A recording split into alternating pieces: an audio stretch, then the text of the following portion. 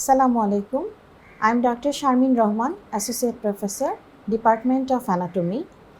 Today I am going to study about the large intestine, which will contain vermiform appendix, ascending colon, transverse colon, descending colon and sigmoid colon. So let's start our study. First of all, the vermiform appendix. It is a narrow, worm-like tubular diverticulum which arises from the posteromedial wall of the cecum, and it is suspended by the peritoneal fold known as the mesoappendix. It is 2 to 20 cm in length, average 9 cm, and it is devoid of tinea coli, sacculations and appendices epiploicae. It has 4 parts: base, body, tip and mesoappendix. The base is attached to the posteromedial wall of the cecum about 2 cm below the ileocecal junction. The body of the appendix is narrow, tubular and contains a canal which opens into the cecum, and the cecal opening is guarded by an incomplete mucosal fold known as the valve of Garlick. And the tip is less vascular and is directed in various positions. The mesoappendix is a triangular peritoneal fold which invests the entire appendix and is derived from the posterior layer of mesentery of the ileum. The appendicular vessels pass within the free margin of the mesoappendix. Now, here we can see the different positions of the appendix. It may be subcecal and paracolic, that is 11 o'clock position, retrocecal and retrocolic, that is 12 o'clock position. Then splenic, it may be 2 type, pre-ileal and post-ileal. It is 2 o'clock in position. Then promontoric type, which is 3 o'clock in position.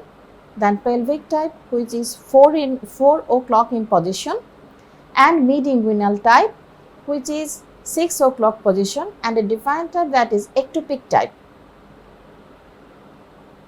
Now subcecal and paracolic. It is present in about 2% cases, and the appendix lies below the cecum and the tips ascend by the side of the ascending colon. Retrocolic and retrocecal. It is the most commonest type in our body and present in more than 60% cases. The appendix passes retroperitoneally behind the cecum and the ascending colon, and its tip coincides with the 12 o'clock position. Now splenic type, present in about 1 to 2% cases, and the tip passes upwards and medially in front of and behind the terminal part of the ileum. The pre-ileal variety is very dangerous because inflammation from the appendix spreads to the general peritoneal cavity. Now promontoric type. It is a very rare and the tip is directed horizontally downwards to the sacral promontory. Now pelvic type. It is the second commonest type, present in 30% cases, and the tip passes downwards and medially and crosses the right pelvic brim and may be related in female with the right uterine tube, ovary or broad ligament. Now mid-inguinal type. It is very rare type and the tip is directed vertically downwards. Ectopic type. Due to error of rotation of the midgut, the appendix and the cecum may be situated in the left iliac fossa, umbilical or subhepatic region. Now arterial supply of the appendix. It is supplied by the appendicular artery, which is a branch of the inferior division of the ileocholic artery. In this figure, we can see this is appendicular artery which supplies the appendix. The appendicular artery is an end artery. We know what is end artery. End artery is the artery that has no precapillary anastomosis or has precapillary anastomosis, but it is not sufficient. And as the tip of the appendix is less vascular and in obstruction of the artery, gangrenous changes is observed in the tip of the appendix. Now, venous drainage. Vein corresponds to the artery and drains into the superior mesenteric vein. Lymphatic drainage. Lymphatics drain into the superior mesenteric lymph nodes via ileocholic nodes. Nerve supply. The parasympathetic nerves are derived from both vagus, and the sympathetic nerves are derived from superior mesenteric plexus, and the preganglionic fibers form thoracic 10 segment of spinal cord. An explanatory question often comes, that is, why pain is felt in the umbilical region in inflammation of appendix. The answer is, in inflammation of appendix, the pain is sometimes referred to the umbilical region along the distribution of dermatomes of thoracic 10 segment of spinal cord. Now, structure of appendix. From outside to inside, it has 4 layers: serous, muscular, submucous and mucous. Serous coat. It is derived from peritoneum and covers the entire tube except the border where mesoappendix is attached. Muscular coat consists of outer longitudinal muscle and inner circular muscle of smooth muscle. Circular layer of smooth muscle. Submucous type contains loose irregular connective tissue and numerous lymphatic follicles. Hence, the appendix is considered as the abdominal tonsil. Now, mucous membrane consists from without inwards of muscularis mucosa, lamina propria and surface epithelium. The surface is lined by simple columnar cells, numerous goblet cells, occasional enterochromaffin cells, and it is devoid of villi.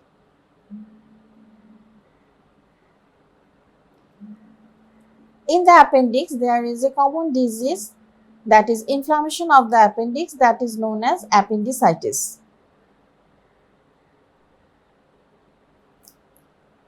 McBurney's point. It is very important because it indicates the maximum tenderness in the patient suffering from inflammation of the appendix or appendicitis. This point is represented by a point at the junction of medial 2/3 and lateral 1/3 of a line which extends from the umbilicus to the right anterior superior iliac spine. Now, ascending colon. Length is 15 cm and breadth is 5 cm and it lies in the right lower quadrant. It extends upward from the cecum to the inferior surface of the right lobe of the liver, where it turns to the left, forming the right colic flexure and becomes continuous with the transverse colon. The peritoneum covers the front and the sides of the ascending colon, binding it to the posterior abdominal wall, and the posterior surface is non-peritoneal. Now, arterial supply of the ascending colon. It is supplied by a part of the marginal artery of Drummond, which is formed by the anastomosis of ileocholic and right colic branches of the superior mesenteric artery. In this figure, we can see this is right colic artery and this is ileocholic artery, which anastomosed and form the artery of marginal artery of Drummond. and supplies the ascending colon. Now transverse colon. It is 50 cm in length and 5 cm in breadth. It extends across the abdominal cavity from the right colic to the left colic flexure, and it is suspended from the posterior abdominal wall by a peritoneal fold that is known as transverse mesocolon. It has three parts: right colic flexure or hepatic flexure, colon proper, left colic flexure or splenic flexure. Now, right colic flexure or hepatic flexure. It is the junction of ascending and transverse colon. It is situated in the right lumbar region and it is presented by a point about 2.5 cm below the transpyloric line. Colon proper. It is related anteriorly with the greater omentum and the anterior abdominal wall, especially the umbilical and hypogastric regions. Posteriorly, the second part of the duodenum, the head of the pancreas, and the coils of jejunum and the ileum. Above, from right to left, colic impression of liver, fundus and body of gallbladder, greater curvature of stomach, lateral end of spleen, and the tail of the pancreas. Now, left colic flexure or splenic flexure. It is the junction of transverse colon and descending colon. It is situated in the left hypochondriac region and it is presented by a point about 2.5 cm above the transpyloric plane. Now, arterial supply of the transverse colon. The right two-thirds or proximal two-thirds of the transverse colon are supplied by the middle colic artery, which is a branch of the superior mesenteric artery, and the left one-third or distal one-third is supplied by the left colic artery, which is a branch of the inferior mesenteric artery, and these arteries anastomose to form the marginal artery of Drummond.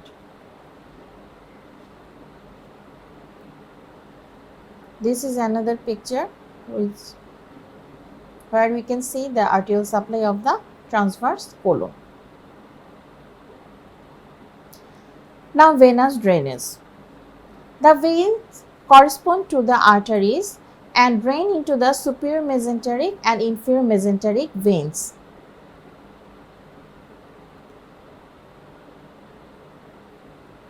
Lymphatic drainage.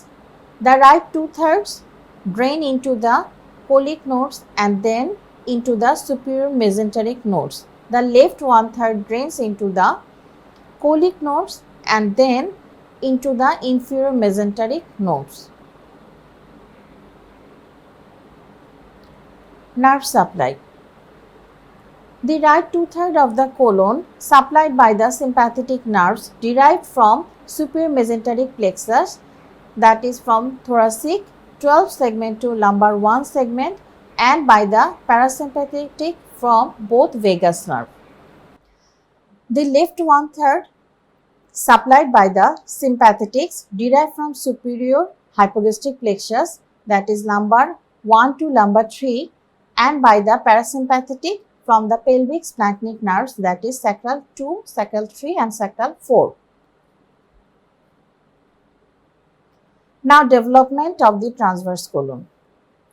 Right two-thirds of the colon is developed from the distal limb of the U-shaped loop of midgut, and left one-third of the colon is developed from the proximal part of the hindgut. And for this reason, all supply, that is blood supply, nerve supply and lymphatic drainage, are different from the left two-thirds to left one-third to right two-third. Now, transverse mesocolon. Contents of the transverse mesocolons are transverse colon, anastomosis between middle colic and ascending branch of left colic vessels forming marginal vessels of Drummond, and nerves and lymphatics supplying the transverse colon, loose areolar tissue and fat. Now descending colon. The descending colon is about 25 cm in length and lies in the left upper and lower quadrant. It extends downward from the left colic flexure to the pelvic brim, where it becomes continuous with the sigmoid colon. The peritoneum covers the front and the sides and binds it to the posterior abdominal wall. The left colic and the sigmoid branches of the inferior mesenteric artery supply this area. Now sigmoid colon. It is 40 cm in length and 3.5 cm in breadth. It is suspended from the posterior pelvic wall by a peritoneal fold known as the sigmoid mesocolon. Now arterial supply. 3 or 4 sigmoid arteries derived from the inferior mesenteric artery supply major part of the colon. The sigmoid arteries anastomose with one another and with the descending branches of the left colic artery, thus completing the marginal artery of Drummond.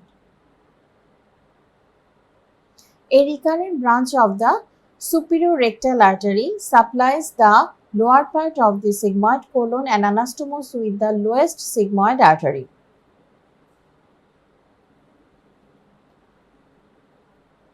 This is the figure where we can see the arterial supply of the sigmoid colon. Now nerve supply. Sympathetics are derived from the superior hypogastric plexus and the preganglionic fibers come from lumbar 1 and lumbar 2 segment of spinal cord. Parasympathetics are derived from the pelvic splanchnic nerves, that is sacral 2, 3 and 4. Now applied anatomy of the sigmoid colon. Volvulus. Sigmoid colon may undergo twisting, which produces strangulations of its blood supply.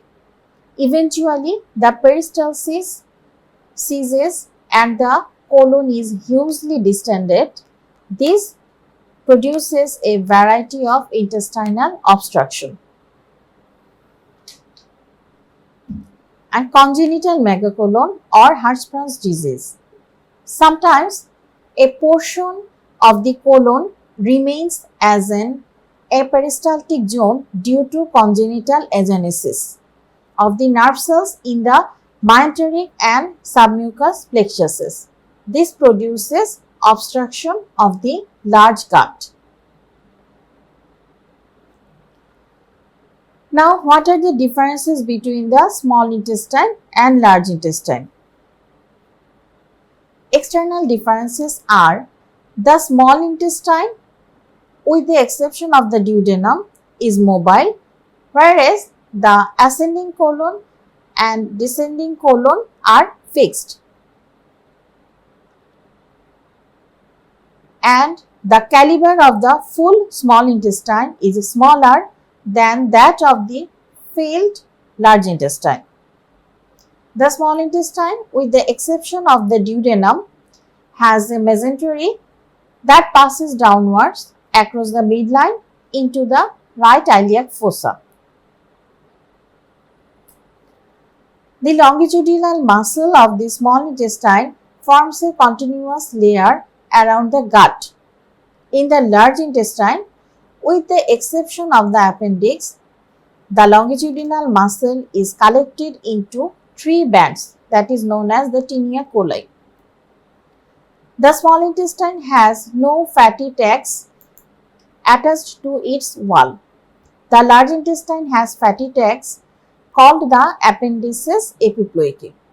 The wall of the small intestine is smooth, whereas that of the large intestine is sacculated. And the internal differences are the mucous membrane of the small intestine has permanent folds called plica circularis, which are absent in the large intestine.